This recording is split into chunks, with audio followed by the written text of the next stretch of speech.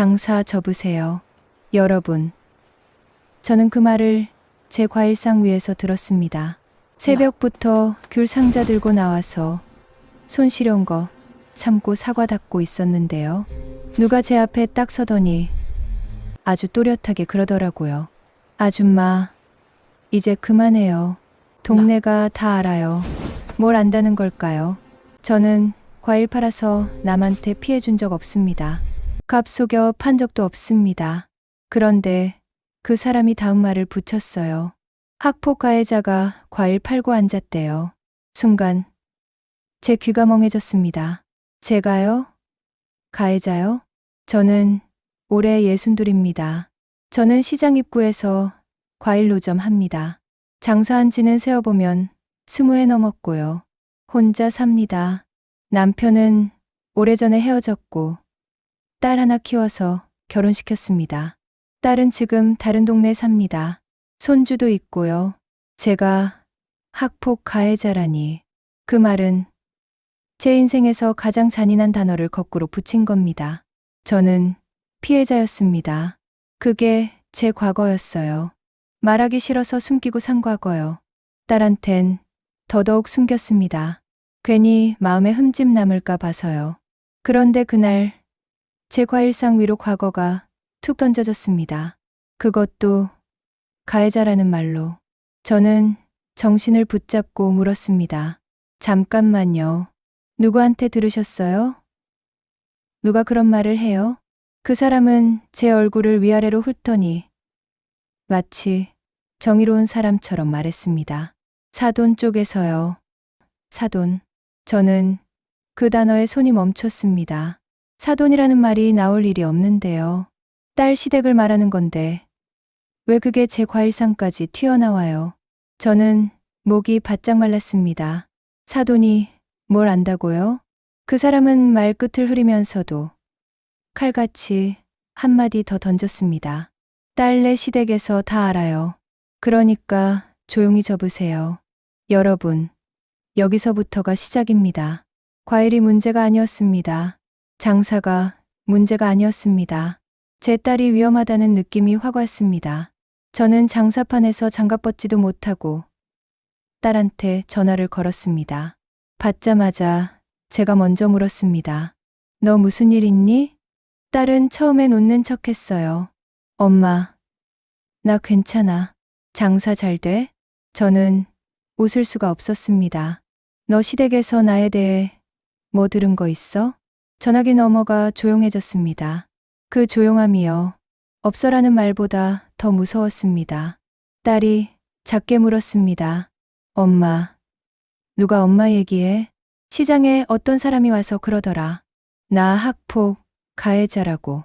딸이 숨을 크게 들이쉬더니 목소리를 낮췄습니다. 엄마, 그 말 여기서도 나왔어. 여러분, 저는 눈앞이 하얘졌습니다. 여기서도? 딸이 말했습니다. 시어머니가 요 며칠 나한테 자꾸 그래. 내 엄마 쪽 과거가 좀 이러면서. 저는 손이 떨려서 과일칼을 내려놨습니다. 그게 무슨 말이야? 누가 그런 말을 시어머니한테 해? 딸이 머뭇거렸습니다. 엄마, 우리 시아버지가 엄마 동창을 만났대. 동창. 여러분, 사람 인생을 흔드는 말은요, 늘 짧습니다. 사돈, 동창, 과거. 이 세 단어가 한 줄로 이어지는 순간. 느낌 오시죠? 저는 딸에게 말했습니다. 그 동창이 누구래? 딸이 말했습니다. 이름, 엄마 친구였대. 같은 학교.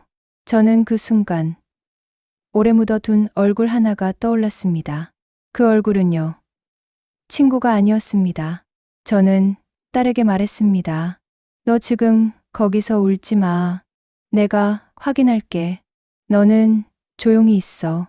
딸이 떨리는 목소리로 말했습니다. 엄마, 괜찮아? 엄마 또 힘들어질까봐. 저는 그 말을 듣고 마음이 더 아팠습니다. 딸은 제 과거를 몰랐어요. 그런데도 엄마가 무너질 걸 먼저 걱정하더라고요. 저는 대답했습니다. 괜찮아. 이제는 내가 안 도망갈 거야. 전화를 끊고 저는 옆 노점 언니한테 잠깐만 봐달라고 했습니다. 언니, 10분만요. 나 급한 전화 좀. 언니가 눈치채고 물었어요. 무슨 일이야? 얼굴이 왜 그래? 저는 말 못했습니다. 말하면 제 입에서 학폭이라는 단어가 나와야 했으니까요. 그 단어를 저는 30년 넘게 피해 다녔습니다. 저는 시장 구석 벤치에 앉아서 제 연락처를 뒤졌습니다. 그리고 한 번호를 찾았습니다. 거의 지워버리다시피 했던 번호. 저한테는 지우고 싶은 과거가 붙어 있는 번호요. 고등학교 동창회 단체방에서 한번 억지로 등록된 적이 있었습니다. 이름이 딱 떠 있었어요. 정미숙. 그 이름을 보는 순간 제 속이 뜨거워졌습니다. 정미숙. 그 이름은 제 학창 시절을 망가뜨린 사람 중 하나였습니다. 하지만 오늘은 그 사람이 가해자가 아니라 피해자를 뒤집어 씌우고 있었습니다.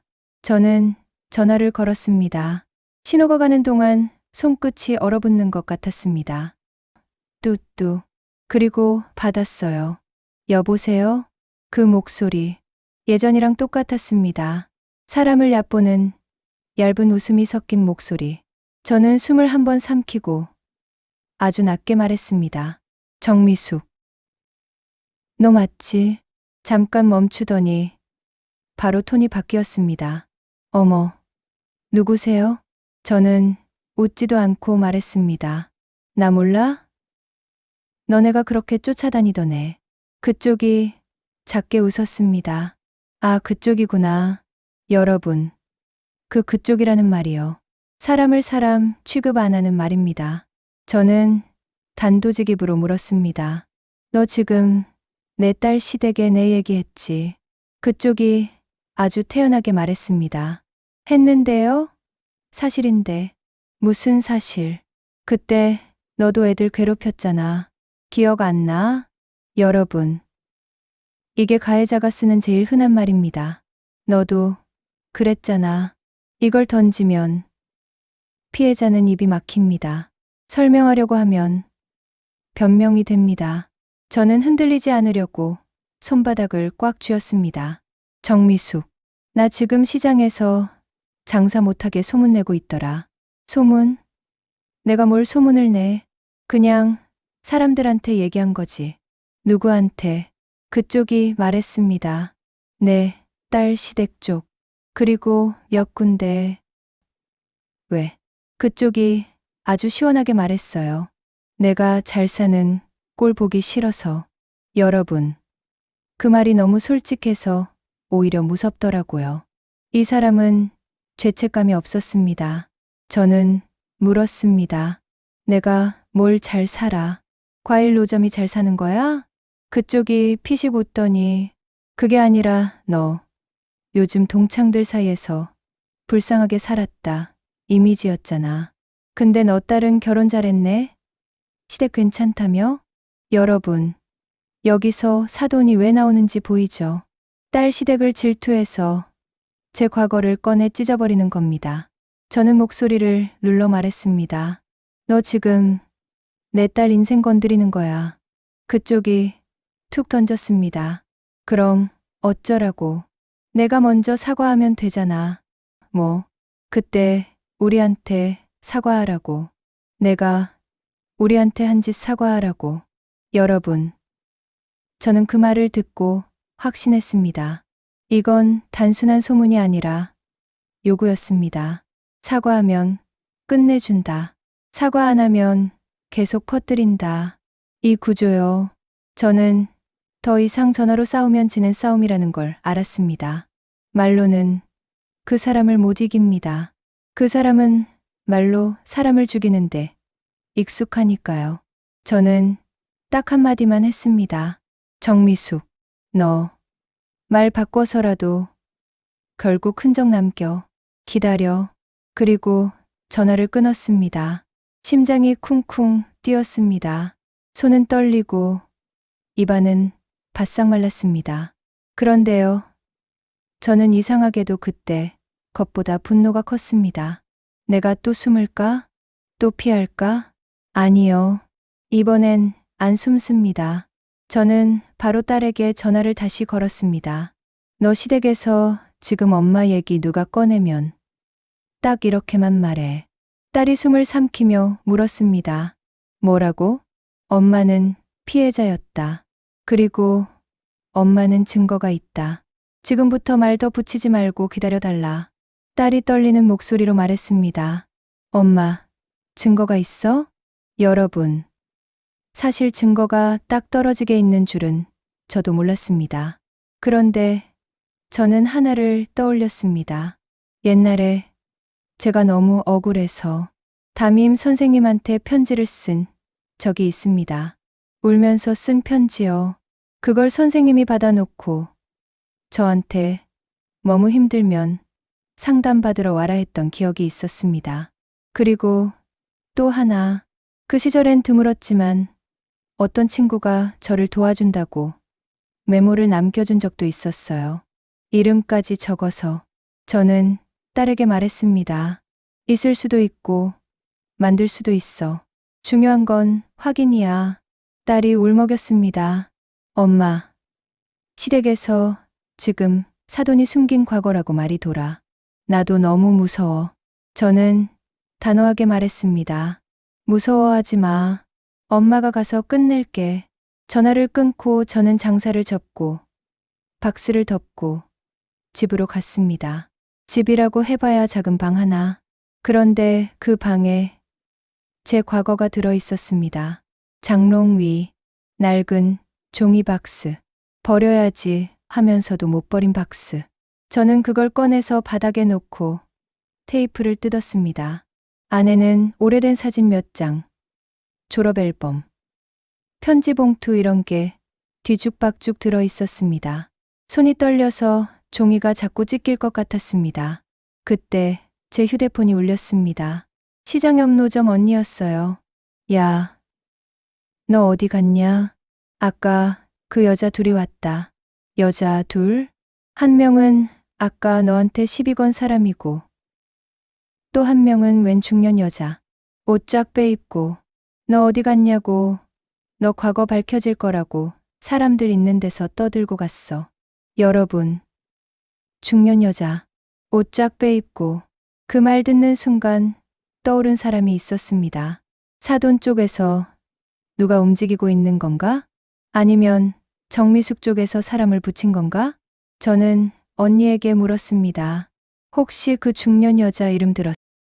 자기소개는 안 했는데 누가 사돈 쪽 아는 사람이라고 하더라. 사돈 쪽 아는 사람. 그럴듯하죠. 그럴듯한 말로 남의 입을 움직이는 사람들 많습니다. 저는 말했습니다. 언니, 혹시 그 사람들 다시 오면 나한테 전화해줘. 그리고 아무 말도 하지 말고 그냥 당사자가 확인 중이라고만 해. 언니가 씩씩하게 말했어요. 알았다. 근데 너 괜찮냐? 저는 잠깐 멈췄다가 말했습니다. 나 오늘 끝낼 거야. 전화를 끊고 박스를 뒤졌습니다. 그때 봉투 하나가 나왔습니다. 봉투 겉면에 제 글씨가 삐뚤빼뚤하게 적혀 있었어요. 절대 열지 말 것. 마음 약해질 때 열 것. 제가 써놓고 잊고 있었던 말입니다. 그 시절에 제가 지금의 저한테 남긴 말이었어요. 저는 봉투를 열었습니다. 안에는 편지 한 장과 작은 종이 뭉치가 있었습니다. 편지는 담임 선생님께 쓴 글이었고 종이 뭉치는 그때 사건 날짜가 적힌 메모들이었습니다. 그리고 그 메모 맨 위에 이름이 적혀 있었습니다. 정미숙, 박최. 여러분, 저는 숨이 멎는 줄 알았습니다. 이름을 적어 놓은 것도 충격인데 그 아래에 더 있었어요. 오늘 복도에서 밀침, 오늘 체육복 찢김, 오늘 도시락 뺏김, 오늘 화장실에서 문 잠그고 비웃음. 이런 기록이요. 제가 그걸 왜 썼냐면요. 그때 누가 저한테 그랬습니다. 너 억울하면 적어. 적어두면 언젠가 너를 살려. 그 말을 해준 사람이 한 명 있었습니다. 같은 반이었는데 늘 조용하던 애. 저를 직접 구해주진 못했지만 몰래 종이랑 펜을 줬더네요. 저는 그 종이를 들고 멍하니 앉아 있다가 정신을 차렸습니다. 좋아. 기록은 있다. 그런데 문제는 이겁니다. 사람들은 그런 일 있었대보다 지금 누가 뭘 했대를 더 믿습니다. 그래서 저는 지금의 증거가 필요했습니다. 정미숙이 딸 시댁에 전화했거나 뭔가를 터뜨렸다는 흔적. 말이 아니라 캡처 같은 거요. 저는 다시 정미숙에게 전화를 걸었습니다. 이번엔 마음속으로 딱 정했습니다. 오늘 내 입으로 확인받는다. 정미숙이 받자마자 말했습니다. 왜 또 전화야? 저는 최대한 차분하게 하지만 또렷하게 말했습니다. 너 내 딸 시댁에 전화했지. 했어. 여기까지는 너무 쉽게 인정해서 오히려 소름이었습니다. 저는 한 번 더 못 박았습니다. 너 나를 가해자라고 말했다며. 그쪽이 웃으며 말했습니다. 맞아. 너도 가해자였어. 세상이 다 아는 걸 뭘 누구한테 말했는데. 내 사돈 쪽 사람들 그리고 시장에도. 여러분, 이 말, 이건 허위 소문을 본인이 직접 말한 겁니다. 저는 가슴이 뛰었지만 목소리는 더 눌렀습니다. 왜 그렇게까지 하니? 정미숙이 말했습니다. 내가 무릎 꿇고 빌면 그만할게. 뭘 빌어? 우리한테 사과하라고. 너 그때 우리 인생 망쳤잖아. 저는 물었습니다. 내가 무슨 증거로 너희 인생을 망쳤는데. 그쪽이 대충 얼버무렸습니다. 아, 말해봤자 너 또 피해자 코스프레 하겠지. 여러분, 여기서 제가 일부러 한마디를 던졌습니다. 정미숙, 너 지금 나 협박하는 거야? 그쪽이 바로 말했습니다. 협박, 웃기지 마. 내가 조용히 사과하면 끝나. 사과 안 하면? 정미숙이 아주 자연스럽게 말했습니다. 그럼 내 딸 시댁이든 어디든 내가 어떤 년인지 계속 알려야지. 여러분, 이건요. 나중에 누가 들어도 협박으로 들릴 말입니다. 저는 그 말이 나오는 순간 심장이 오히려 차분해졌습니다. 좋아. 잡았다. 저는 말을 길게 하지 않았습니다. 알겠다. 더는 전화 안 할게. 그리고 끊었습니다. 그날 저는 딸에게 다시 전화했습니다. 딸아, 엄마가 오늘 다 정리할 거야. 너는 시댁에서 엄마가 직접 연락드릴게요만 해. 다른 말 하지 마. 딸이 급하게 물었습니다. 엄마, 어떻게 정리해? 저는 말했습니다. 사돈 어른들 직접 만나서 내가 피해자였고 누가 지금 거짓말을 퍼뜨리는지 보여줄 거야. 딸이 울먹였습니다. 엄마 시댁에 가는 거 무섭지 않아? 저는 잠깐 숨을 고르고 말했습니다. 무섭지. 근데 엄마는 예전처럼 도망 안 갈 거야. 그리고 저는 한 가지를 더 준비했습니다. 요즘은 다들 휴대폰 있잖아요. 저도 어렵진 않게 통화 내용을 저장할 수 있게 해둔 게 있었습니다. 정미숙이 방금 한 말들 저는 이미 남겨뒀습니다. 저는 딸에게 말했습니다. 시댁에서 혹시 누가 정미숙 이름 꺼낸 사람 있어? 누가 연결해줬는지. 딸이 말했습니다. 시아버지가 말하길 엄마 동창이 먼저 연락했다더라. 급히 할 말 있다고. 저는 고개를 끄덕였습니다. 그래. 그럼 그 동창이 먼저 판을 깐 거야. 여러분, 여기서 중간 전환 하나 더 들어갑니다. 저는 시장으로 다시 갔습니다. 왜냐하면 그 소문이 시장에서 더 커지면 제가 아무리 진실을 보여줘도 상처가 남습니다. 시장에 갔더니 아까 말한 그 시비 걸던 사람이 또 있더라고요. 이번엔 다른 사람 둘이랑 같이요. 제자리에 일부러 서서 과일 구경하는 척하면서 사람들 귀에 들리게 말하고 있었습니다.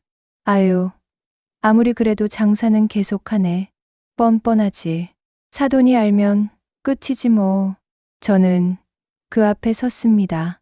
그리고 크게 소리치지 않았습니다. 장사판에서는요.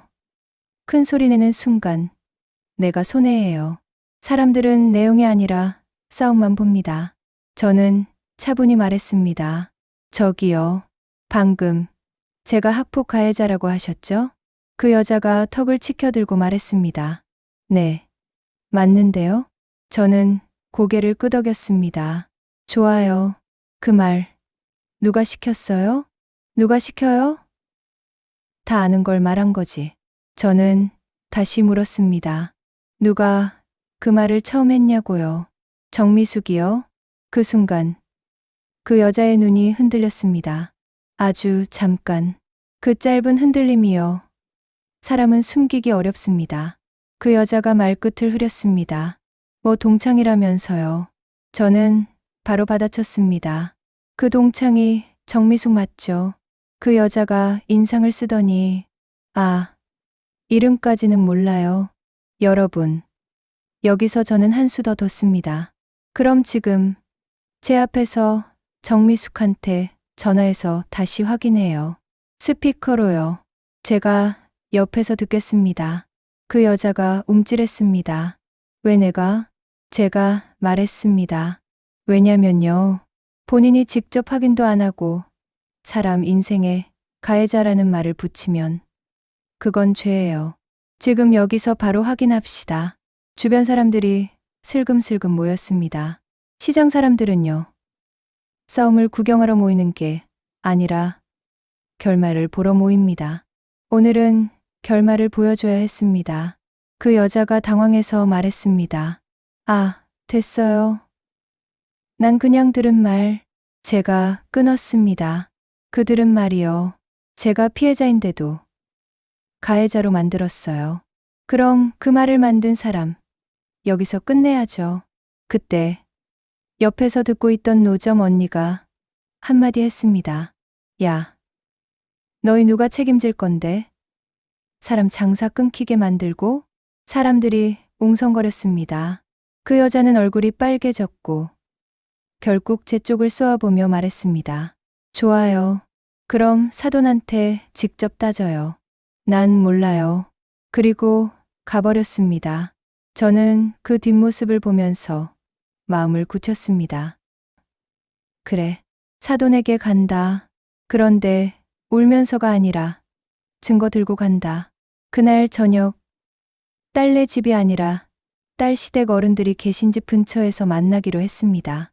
딸이 중간에서 자리를 잡아줬어요.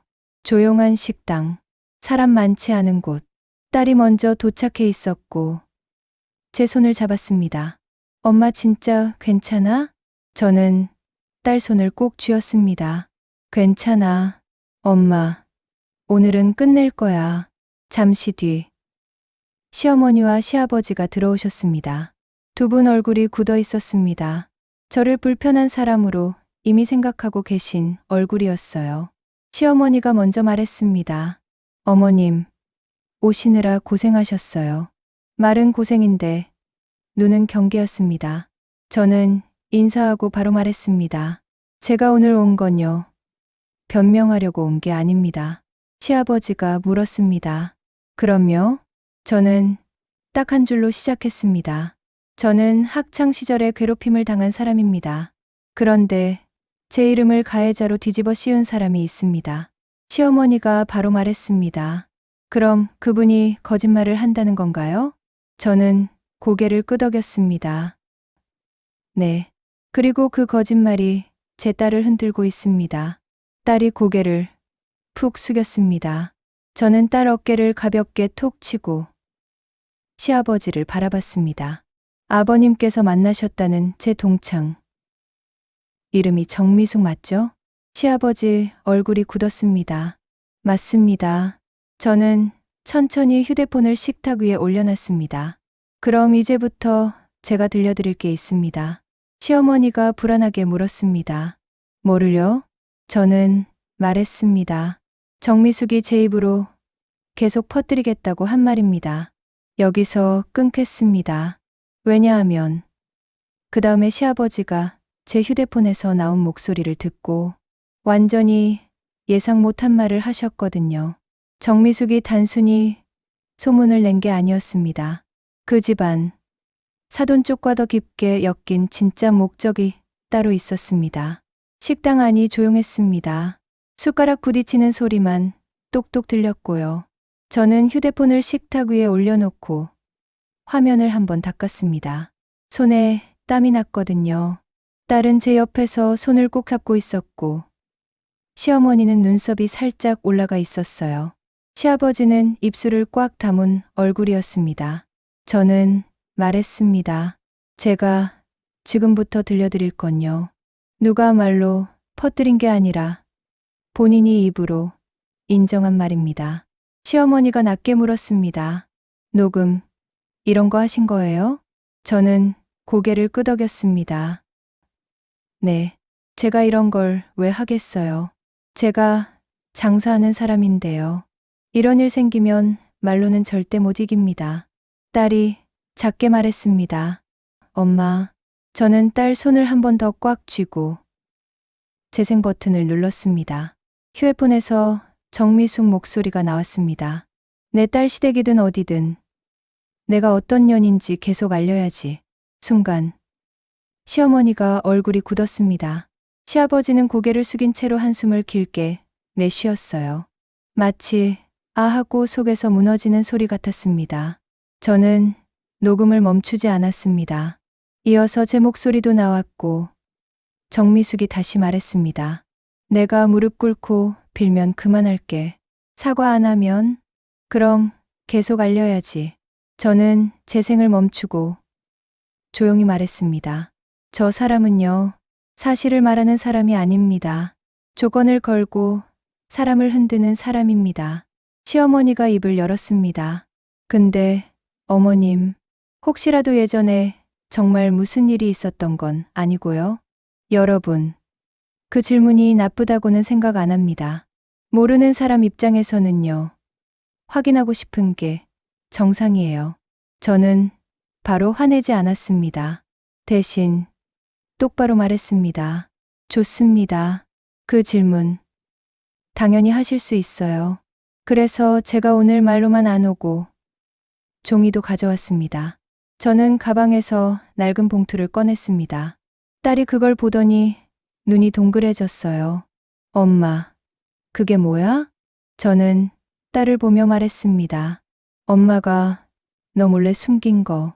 엄마가 부끄러워서 숨긴 게 아니라 너까지 아프게 할까봐 숨긴 거.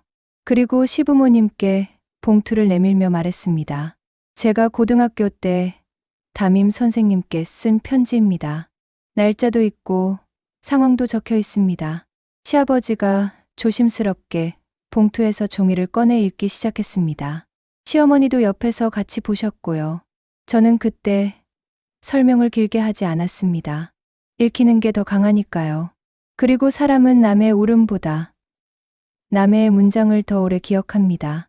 시아버지가 천천히 읽다가 어느 문장에서 손이 멈췄습니다. 복도에서 밀쳐서 넘어졌습니다. 체육복이 찢어졌습니다. 화장실 문을 잠그고 웃었습니다. 그 문장을 읽는 동안 시어머니 얼굴이 점점 굳어갔습니다. 딸은 제 손을 잡은 채로 눈물이 맺혔고요. 시어머니가 갑자기 말했습니다. 이게 어머님이 쓰신 거예요? 네. 그럼 정미숙이라는 그 사람은 지금 거짓말을 하는 거네요?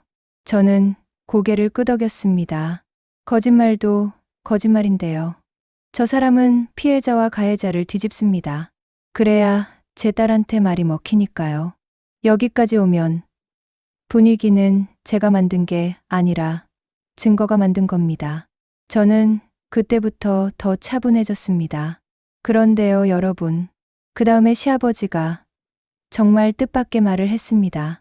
어머님, 사실 정미숙 씨는 저희 집하고도 예전부터 얽힌 사람이었습니다. 저는 순간 숨이 멎는 줄 알았습니다. 저희 집이요? 시아버지가 말끝을 무겁게 내렸습니다. 저 사람이 저희 가게 근처에 한동안 드나들었습니다. 몇 년 전부터요. 저희가 장사 쪽이라 이런저런 사람들 많이 보잖아요. 시어머니가 얼굴을 돌린 채로 말했습니다. 당신, 그 얘기 왜 지금 해? 시아버지가 고개를 들고 말했습니다. 지금 해야지. 어머님이 여기까지 오셨는데 우리가 숨기면 안 되지. 저는 속이 서늘해졌습니다. 무슨 일인데요? 시아버지가 한참 뜸들이다가 말했습니다. 정미숙 씨가 우리한테 돈을 빌려달라고 온 적이 있었습니다. 딸이 깜짝 놀랐습니다. 아버지, 무슨 말씀이세요? 돈을요? 시어머니가 급하게 덧붙였습니다. 큰 돈은 아니었어. 그냥 부탁을 했지. 여러분, 여기서 퍼즐 조각이 딱 맞아 떨어졌습니다. 정미숙은 사과가 목적이 아니었습니다. 저는 물었습니다. 그럼 그 사람이 왜 갑자기 제 과거를 들고 온 거죠? 시아버지가 고개를 젓고 말했습니다. 저도 처음엔 몰랐어요. 그런데 요 며칠 전에 다시 연락이 왔습니다. 뭐라고요? 시아버지가 말했습니다. 그 사람이 그러더군요. 며느리 친정 쪽에 큰 약점이 있다. 그걸로 집안 정리 좀 해달라고요. 딸이 얼굴이 새파래졌습니다. 집안 정리요? 시어머니가 이를 악물고 말했습니다. 그러니까 그 여자가 우리를 이용해서 너희 부부를 흔들려고 한 거야. 여러분, 정미숙이 왜 사돈이라는 말을 앞세웠는지 이제 보이죠. 사돈 쪽에서 말하면 사람들은 더 믿습니다. 집안 어른들이 알 정도면 사실인가 보다 하고요. 저는 천천히 물었습니다. 정미숙이 원한 게 뭐였나요? 돈이에요? 뭔가를 얻으려고 그러는 거예요? 시아버지가 고개를 끄덕였습니다. 네, 사실은요. 그 사람이 우리에게 조건을 걸었습니다. 며느리 친정이 조용히 사과하고 며느리한테도 입단속 시키면 우리에게 더는 돈 얘기 안 하겠다고. 딸이 눈을 크게 떴습니다. 아버지, 그게 무슨... 시아버지가 손바닥으로 얼굴을 쓸어내렸습니다. 그러니까 그 사람은 돈 얘기를 빌미로 우리도 겁을 주고 있었던 겁니다. 여러분, 이게 반전입니다. 정미숙은 한쪽만 흔든 게 아니라 양쪽을 동시에 흔들고 있었습니다. 한쪽에는 사과해라, 아니면 퍼뜨린다. 다른 쪽에는 돈 문제 더 키우겠다. 그러기 싫으면 저쪽 눌러라. 사람을 이렇게 두 줄로 묶으면요. 사람들은 서로를 의심하게 됩니다. 그 틈에서 정미숙은 이득을 봅니다. 저는 그 자리에서 딱 결심했습니다. 오늘 여기서 끝내자. 정미숙이 제일 싫어하는 방식으로 끝내자. 사람들이 한자리에서 같은 내용을 같은 귀로 듣게 하자. 저는 휴대폰을 들고 말했습니다. 아버님, 어머님, 지금 여기서 한 번만 더 확인해도 될까요? 시어머니가 놀라며 물었습니다. 뭘 확인해요? 저는 조용히 말했습니다. 정미숙이 지금도 같은 말을 하는지요. 제가 스피커로 전화해서 이 자리에서 들려드릴게요. 딸이 급하게 제 팔을 잡았습니다. 엄마, 지금 전화하면 더 난리 나는 거 아니야? 저는 딸을 보고 말했습니다. 난리 나도 괜찮아. 난리를 내는 사람은 따로 있잖아. 저는 바로 정미숙에게 전화를 걸었습니다. 스피커를 켠 채로요. 뚜뚜. 정미숙이 받았습니다. 왜 또? 저는 최대한 평온하게 말했습니다. 정미숙, 나 지금 내 딸 시댁 어른들 앞이야. 순간 정미숙이 아주 잠깐 말을 멈췄습니다. 그 침묵이요. 겁먹은 침묵이었습니다. 정미숙이 억지로 웃으며 말했습니다. 아, 그래요? 어머님들 계시구나. 저는 딱 묻기만 했습니다. 내가 가해자라고 한 말, 지금도 똑같이 할 수 있어? 정미숙이 바로 말했습니다. 당연하지. 사실이니까. 여러분, 여기서 시어머니가 눈을 감았다 뜨더니 제 휴대폰을 향해 말했습니다. 정미숙 씨.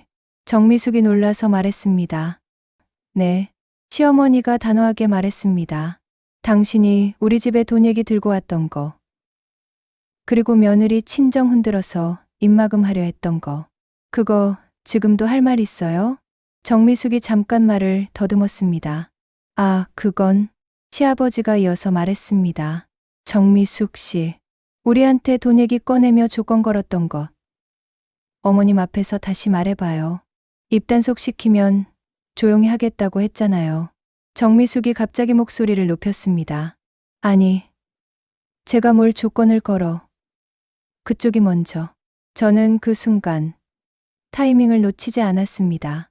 정미숙, 너 방금 조건 걸었다는 거 부정했지? 그럼 이 녹음 들려줄까? 너 아까 나한테 무릎 꿇으면 그만할게라고 했어. 정미숙이 목소리가 확 바뀌었습니다. 아까까지 웃음 섞였던 톤이 딱딱해지고 거칠어졌습니다. 야, 너 지금 뭐 하는데? 저는 아주 천천히 말했습니다. 너가 한 말, 너가 책임져. 너는 지금 피해자를 가해자로 만들었고, 우리 가족을 흔들었어. 정미숙이 비웃듯 말했습니다. 피해자, 내가 웃기지 마. 그때 시아버지가 낮고 무겁게 한마디 했습니다. 정미숙 씨, 지금 이 자리, 우리 며느리도 있고, 어머님도 있고, 다 듣고 있어요. 더 말하면 당신만 손해예요. 정미숙은 그제야 상황을 이해했는지 목소리가 작아졌습니다. 뭘 원하는데요? 여러분, 여기서 핵심이 나왔습니다. 뭘 원하는데요? 이 말은요. 진실을 말하는 사람이 아니라 거래하는 사람이 하는 말입니다. 저는 기다렸다는 듯이 말했습니다. 원하는 거 없어. 내가 한 거 멈추고 내가 퍼뜨린 말 걷어. 정미숙이 웃었습니다. 걷어. 이미 퍼졌는데. 저는 아주 또렷하게 말했습니다. 그럼 내 입으로 지금 말해. 내가 한 말은 사실이 아니라 감정으로 한 말이다. 정미숙이 짜증 섞인 목소리로 말했습니다. 내가 왜? 제가 말했습니다. 왜냐면 안 그러면 내가 가진 것들로 다 밝힐 거야. 정미숙이 순간 조용해졌습니다. 뭘 가졌는데. 저는 그때 마지막 카드를 꺼냈습니다. 제가 아까 집에서 찾은 기록만으로는 옛날 일 증거입니다. 그런데 통쾌하게 한 방은 지금의 정미숙을 잡아야 합니다. 저는 이렇게 말했습니다. 너, 나 말고도 이렇게 한 적 있지? 사람 약점 잡고 흔들고, 조건 걸고, 돈이나 부탁 받아내고, 정미숙이 무슨 소리야 하려고 했는데, 제가 끊었습니다. 시장에 내 소문 퍼뜨리러 보낸 사람. 너 맞지? 정미숙이 확 올라탔습니다. 그래. 나야. 그래서 어쩔 건데? 여러분. 이 한 줄로 게임 끝입니다. 그래. 나야. 저는 바로 시어머니와 시아버지를 봤습니다. 두 분 얼굴이 굳었습니다. 딸은 눈물 맺힌 채로 입을 가렸고요. 저는 정미숙에게 말했습니다. 좋아. 내가 인정했네. 그럼 이제 우리끼리 끝내는 거 아니야. 정미숙이 불안해졌는지 목소리가 빨라졌습니다. 뭘 하겠다는 건데. 저는 차분하게 말했습니다. 내가 우리 집안에 한 짓, 시장에서 장사 방해한 거, 그리고 내 딸 시댁을 흔든 거, 다 묶어서 공식적으로 확인할 거야. 정미숙이 욕을 내뱉으려다가 참는 소리가 들렸습니다. 진짜 늙은 게. 시어머니가 단호하게 끊었습니다. 정미숙 씨, 당신 지금 어머님께 그런 말 할 처지 아니에요. 시아버지가 이어서 말했습니다. 정미숙 씨, 당신이 우리 집에 들고 왔던 돈 얘기도 지금부터는 우리도 숨기지 않을 겁니다. 더는 엮이지 맙시다. 정미숙이 순간 당황해서 말이 꼬였습니다. 아니 그건 그냥 내가 오해였고. 저는 그때 말했습니다. 오해면 좋죠. 그럼 지금 바로 내가 퍼뜨린 말은 오해였다고 당신 입으로 말해요. 그리고 딸 시댁, 시장, 동창방 당신이 퍼뜨린 데 전부 걷어요. 정미숙이 한참을 씩씩거리다가 결국 낮게 말했습니다. 알았어요.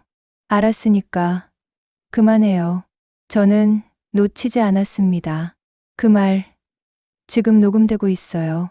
그리고 우리 어른들도 듣고 계셔요. 내가 가해자라고 한 건 사실이 아니다라고 분명히 말해. 정미숙이 이를 악물고 말했습니다. 그건 사실이 아닐 수도 있지. 저는 바로 말했습니다. 아니, 아닐 수도 말고 내가 거짓말했다고. 정미숙이 숨을 들이쉬더니 결국 내뱉었습니다. 내가 거짓말했어. 감정으로. 여러분. 그 한마디가 나오자 식당 공기가 바뀌었습니다. 사람들은 사과보다 거짓말이었다를 원합니다. 그 한마디면 그동안 묻혔던 숨이 돌아옵니다. 저는 조용히 말했습니다. 좋아. 그럼 마지막으로 하나 더. 뭔데요? 내 딸 이름으로 말하지 마. 우리 사돈 이름으로 말하지 마. 내가 할 말 있으면 나한테 직접 해. 정미숙이 작게 말했습니다. 알았어요. 저는 전화를 끊었습니다. 딸이 울음을 터뜨리려는 걸 꾹 참고 있길래. 저는 딸을 한번 안아주고 싶었지만 시부모님 앞이라 참았습니다. 대신 딸 손을 꼭 잡았습니다. 시아버지가 먼저 입을 열었습니다. 어머님, 죄송합니다. 저희가 확인도 안 하고 며느리한테 상처 줬습니다. 시어머니도 고개를 숙이며 말했습니다. 어머님, 저도 죄송해요. 저희가 괜히 집안 체면 이런 거 생각하다가 제일 중요한 걸 놓쳤네요. 저는 고개를 저었습니다. 아닙니다. 저는 이해합니다. 다만요. 저는 시어머니 눈을 똑바로 보고 말했습니다. 다음부터는 누가 그랬다 말 말고 어디에 적혔는지 무슨 증거인지부터 보세요. 저 사람은 그 틈으로 들어온 겁니다. 시어머니가 작게 고개를 끄덕였습니다. 딸이 떨리는 목소리로 말했습니다. 엄마. 미안해. 나 엄마한테 사실 물어보기도 무서웠어. 저는 딸을 바라보고 말했습니다. 딸아, 너 잘못 아니다. 엄마가 숨긴 거지. 딸이 울면서 말했습니다. 근데 엄마 그때 정말 많이 힘들었지. 저는 한참 있다가 작게 대답했습니다. 많이 힘들었어. 근데 오늘은 그때랑 달라. 엄마가 말할 수 있잖아. 여러분, 여기서 끝이면 정미숙 한 방은 됐죠. 그런데 저는 하나를 더 해야 했습니다. 시장 사람들 입은요, 정말 빠릅니다. 정미숙이 퍼뜨린 소문을 제가 그냥 두면 장사는 다시 해도 마음에 흠집이 남아요. 저는 시부모님께 말했습니다. 제가 마지막으로 시장 쪽도 정리하고 싶습니다. 시아버지가 물었습니다. 어떻게요? 저는 휴대폰을 들었습니다. 증거로요. 그날 밤 저는 시장 노점 언니들에게 전화를 돌렸습니다. 아주 단순하게요. 언니, 내일 아침에 시간 돼요? 내가 딱 5분만 얘기할게. 다음날 새벽 저는 과일을 평소보다 일찍 펼쳤습니다. 그리고 시장 입구 쪽에 저를 둘러싼 사람들을 불러 세웠습니다. 큰 소리로 싸우려는 게 아니라 정리하려고요. 어제 저한테 시비 걸던 그 여자는 또 나타났습니다. 사람이 참 뻔뻔하면 자주 나타납니다. 그 여자가 팔짱 끼고 말했습니다. 아, 오늘은 또 뭐 하시게? 저는 고개를 끄덕였습니다. 네, 오늘 정리합니다. 사람들이 모였습니다. 옆 노점 언니가 말했습니다. 야, 다들 조용히 해.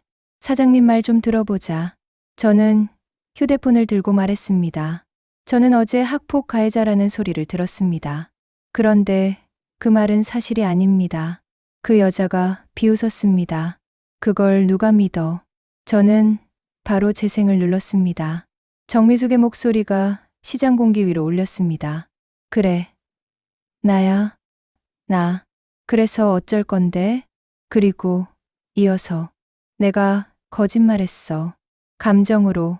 사람들이 웅성거렸습니다. 그 여자는 얼굴이 하얘졌고요. 저는 멈추지 않았습니다.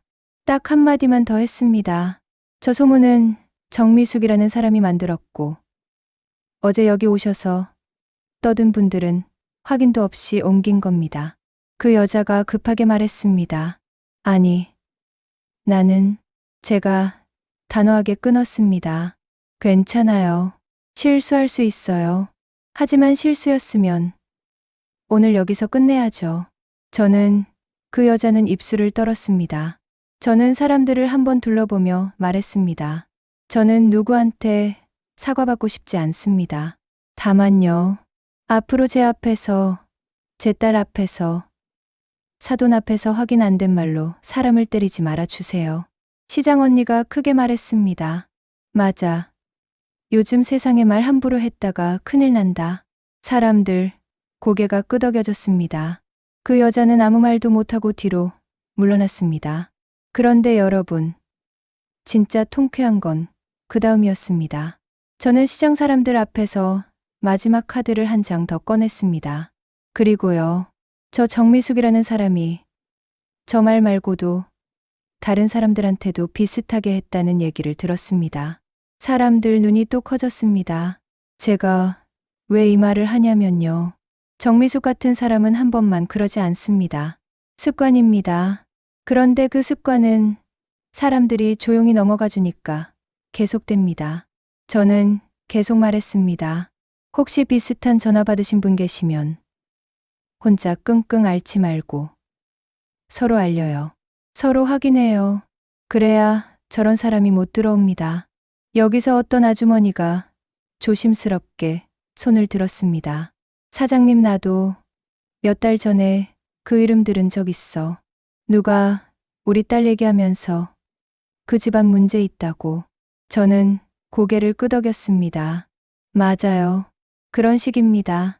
그리고 그 순간 저는 확신했습니다. 오늘 제 장사만 살린 게 아니라 시장 사람들 마음도 하나 살렸구나. 그날 오후 딸에게 전화가 왔습니다. 엄마, 시어머니가 나한테 카톡했어. 뭐라고? 딸이 웃으면서도 울먹였습니다. 어머님, 제가 직접 사과드리고 싶어요. 그리고 우리도 속은 것 같아요, 이러셨어. 저는 한숨이 길게 나왔습니다. 그래, 속은 거지. 근데 이제 안 속으면 돼. 딸이 조심스럽게 물었습니다. 엄마는 괜찮아? 저는 잠깐 생각하다가 말했습니다. 괜찮아. 오늘은 괜찮아. 딸이 말했습니다. 엄마, 나 엄마한테 묻고 싶어. 그때 엄마 괴롭힌 애들, 정미숙이 그중 하나였어? 저는 잠시 멈췄습니다.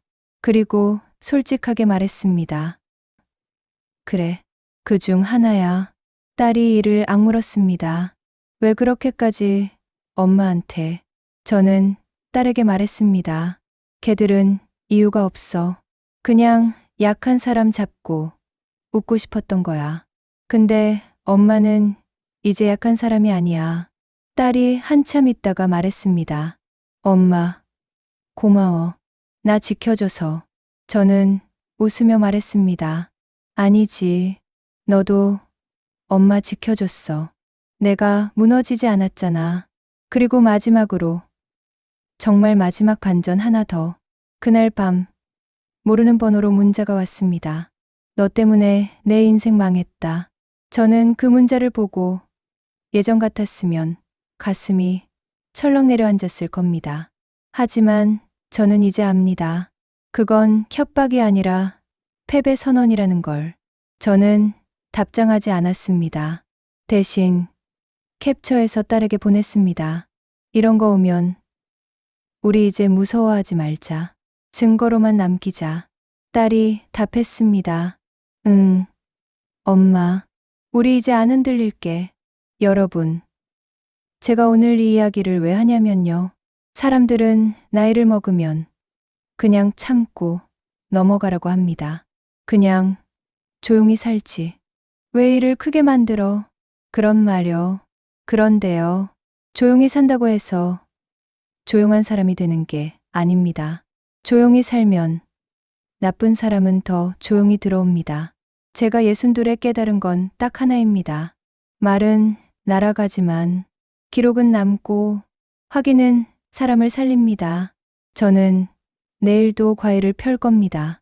사과는 사과대로 닦고 귤은 귤대로 쌓고요. 그리고 누가 또 제 앞에서 함부로 말하면 저는 이렇게 말할 겁니다. 확인하셨어요? 아니면 누가 시켰어요? 이제는 도망가지 않습니다. 이번엔 제가 끝냈으니까요.